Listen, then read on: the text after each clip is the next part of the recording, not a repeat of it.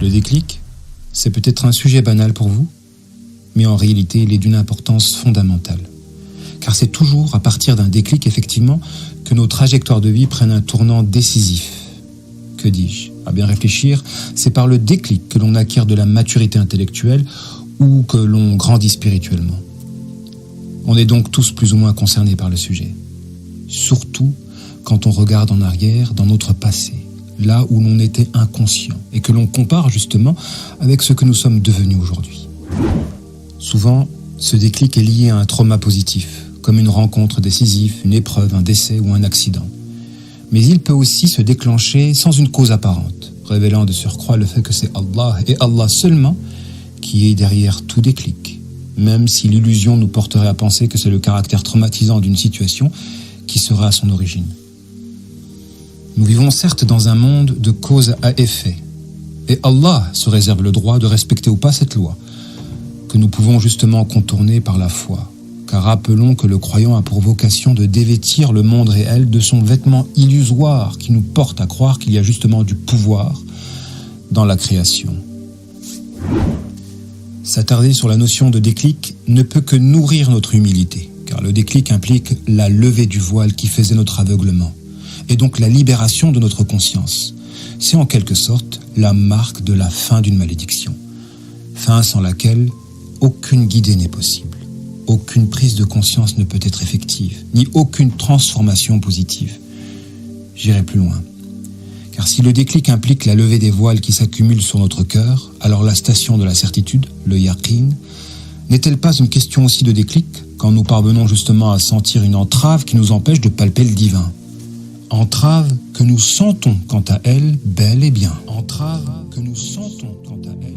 Comme je l'ai déjà mentionné quelque part dans ce texte que je suis en train d'écrire de manière parcellée, et c'est en fonction des inspirations du moment, la guidée n'est pas un mérite, mais une faveur, à travers laquelle Allah nous libère de certaines entraves qui nous rendent impuissants, le voile pour le cœur ou la pulsion démoniaque pour l'âme. Parler de déclic, c'est parler par conséquent de la frontière entre la lumière et les ténèbres. C'est parler indirectement de la miséricorde, car sans intervention divine, livrés à nous-mêmes, nous serions évidemment voués à la perdition tellement vraie, et la règle qui énonce que le bien ou le bonheur ne sont que des faveurs, alors que le mal ou le malheur ne sont que des conséquences de nos propres agissements. C'est là que j'ai compris que la clé du déclic était la repentance. Mais comment une clé peut ouvrir une serrure quand la serrure pour elle s'apparente aussi à une clé ? En d'autres termes, comment pouvons-nous déclencher un déclic par la repentance quand c'est par le déclic que se déclenche la repentance ? Alors je me suis prosterné immédiatement, en m'écriant « Subhanallah », comme pour mettre en relief une amplitude entre le vrai, la grandeur, la bonté, la réalité divine face à ma fausseté, ma petitesse, ma négativité ainsi que l'illusion de ma propre personne. Car s'opérait en ma conscience l'accession à ces fameux paradoxes qui font la connaissance de notre Seigneur. À l'exemple de celle qui demande pardon dans sa manière de demander pardon, ou de celui qui mesure son ignorance plus il acquiert des connaissances, ou enfin cette parole de Daoud, alayhi salam, qui illustre pertinemment notre propos, quand il dit à son Seigneur « Comment puis-je te remercier quand mon remerciement à ton endroit est encore une faveur venant de toi ?» Et Allah Ta'ala de répondre « C'est comme cela que tu me remercies. » Sous-entendant que la prise de conscience est déjà un remerciement en soi.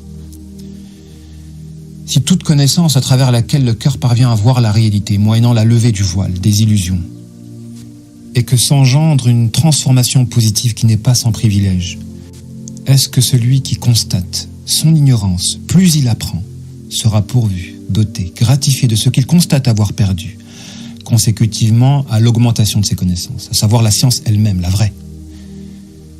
Si à chaque fois que l'on parvient à voir la réalité d'une chose, on gagne cette chose dans les faits, alors j'espère, à travers cette réflexion, j'espère de tout cœur, gagner en déclic pour moi et surtout pour ceux qui furent des causes de mon introspection.